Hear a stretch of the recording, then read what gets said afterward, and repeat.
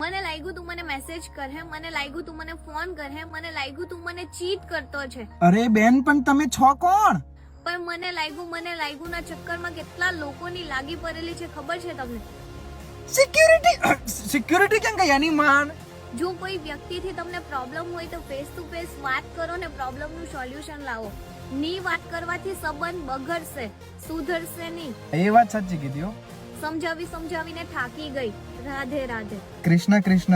અરે પણ તું છે કોણ? સારું આજકાલ કોઈ બી મફતિયું જ્ઞાન આપીને જતું રહે છે. મફતિયું નહીં આવતું. એના બ્લોક કરવા પછી એ બેન તમે જીવ લેશો કોક દિવસ મારો. ભાષણ આપ્યા વગર તો જશો નહીં. ચાલુ કરો.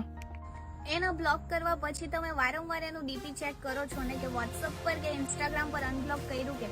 એટલે મારા જોડે અહીં ટાઈમ છે એના ડીપી ચેક કરવાનો. એના 3 છોકરાએ થઈ ગયા. એક તો ટાબરિયું સોસાયટીમાં નાગુ પૂગું રખડતું હતું. પણ તમારા બ્લોક કરવાથી સામેવાળો વ્યક્તિ આખું જ તૂટી જાય છે.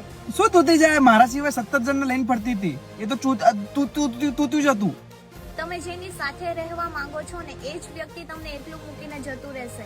અરે પણ મારું ક્યાં સેટિંગ જ નહીં ચાલતું અત્યારે બેન. કોણ છોડીને જતું રહેશે મને? પછી તમારા રડવાથી કે મરવાથી એને કઈ જ ફરક નહીં પડશે. શું મેજિક છે આ બેનની વાતોમાં? સેટિંગ વગર જ બ્રેકઅપ નું દુઃખ થવા માંડ્યું. ને છેવટે એ વ્યક્તિ તમને કહી જ દેશે કે મારે હવે તમારી સાથે નથી રહેવું.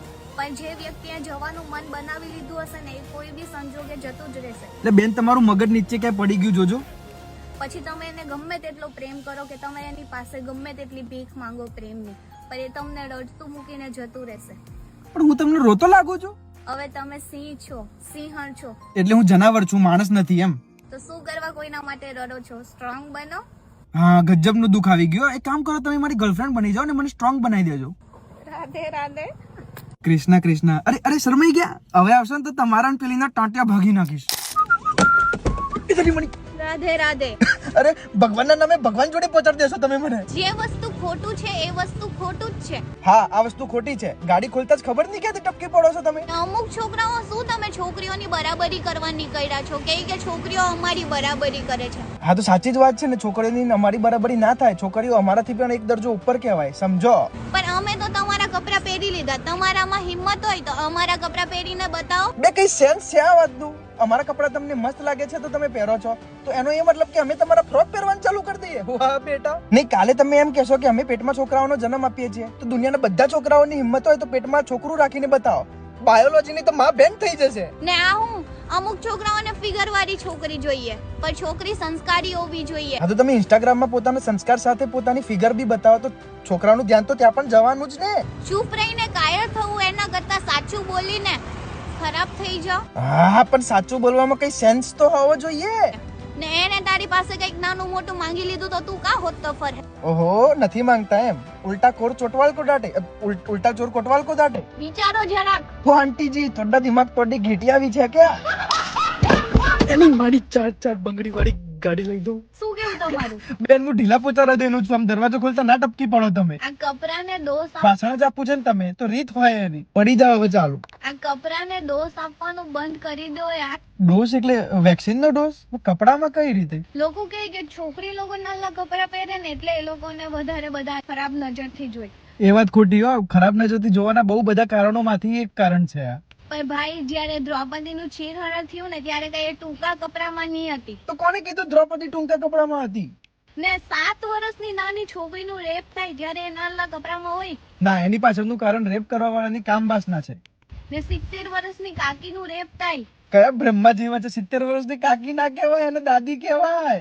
ત્યારે એ લોકો નાના કપડામાં હોય એવું. ના હમણાં કીધું ને એની પાછળ પુરુષની કામ વાસના જવાબદાર છે.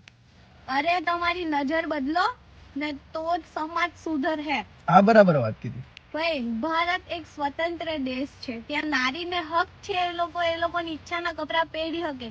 અરે પણ અમુક ટકા પબ્લિક કપડાને ડોઝ આપી રહી છે અને તમારે ટૂંકા વસ્ત્રો પહેરવા છે તો તમે એની ફ્રીડમ માટે તમે લડી રહ્યા છો. તો અસલી વસ્તુ કે જે રેપ થઈ રહી છે અને એની પાછળ જે કામ વાસના જવાબદાર છે એની વિશે તમારે લડવું નથી. તો એનો મતલબ છેલ્લે તમે ટૂંકા કપડા પહેરવા છે એની માટે લડી રહ્યા છો, રેપ માટે નહીં લડી રહ્યા. કેમ કે રેપ માટે લડી રહ્યા હોત તો તમે કામ વાસના બંધ કરાવવા માટે દોડતા હોત. ઓહો આવું વાતાવરણ હોય, રજાના દિવસે બિયર હોય એટલે નશીલા પદાર્થની સામે મજબૂર નહીં પણ મજબૂત થાઓ. હવે તમે નાની ઉંમરમાં ચાલી જશો તો તમારી ફેમિલીને કોણ સાચવશે? મારો ભાઈ. આખી દુનિયામાંથી એક માણસ ઓછું થઈ જાય ને તો કોઈને કઈ ફરક નહીં પડશે, પણ તમારા પરિવારમાંથી એક માણસ ઓછું થઈ જાય ને તો તમારા પરિવારને બહુ ફરક પડશે. એટલે મારો પરિવાર દુનિયાની બહારનું છે એમ? તમે ભણવાની ઉંમરે ગાંજો ખેંચો, ચરસ ખેંચો, આ બધું સારું કહેવાય? ભણવાને લીધે તો આ હાલત થઈ. નશીલા પદાર્થ તમને બરબાદી તરફ જ લઈ જશે, એનાથી કઈ ભલું થવાનું છે નથી. ભલું તો થયું ને, તમે જે મળી ગયા મને. આપણને મોટા કરવામાં આપણા મમ્મી પપ્પાના ચપ્પલ ઘસાઈ જતા હોય, તે મોટા તો કઈ ના કરો તો પણ થઈ જવાય, અને ચંપલ તો જેને છોકરું નહીં હોતું એના ઘસાઈ જતા હોય. ગાંજો ને ભાંગ પીને એ લોકોની આર્થિક સ્થિતિને કમજોર કરે છે. સ્વાર્થ માટે જ કમાય છે ને, પોતાનું ઘર, સારું ગાડી, આ ભોગના એક પ્રકાર છે, તો આ બી એક ભોગનો પ્રકાર છે. આપણું તો એવું કલ્ચર જ નથી. મેડમ તમે તો દૂધ પીતા હશો નહીં? અત્યારે દૂધ, માખણ આ બધાનો વપરાશ એટલો બધો વધી ગયો છે કે ગાયમાંથી જબરજસ્તી દૂધ કાઢવામાં આવે છે, અને જ્યારે ગાયની પરિસ્થિતિ દૂધ આપવા જેવી ના હોય તો એ ગાયમાંથી દૂધ ના નીકળે એટલે હવે એ ગાયનું માંસ બનવા માટે વેચી નાખે છે. એ ગાયનું માંસ અહીંયા કેનેડામાં, અમેરિકામાં વેચાય છે. તો આ તો બિયર કરતા વધારે ખરાબ થયું.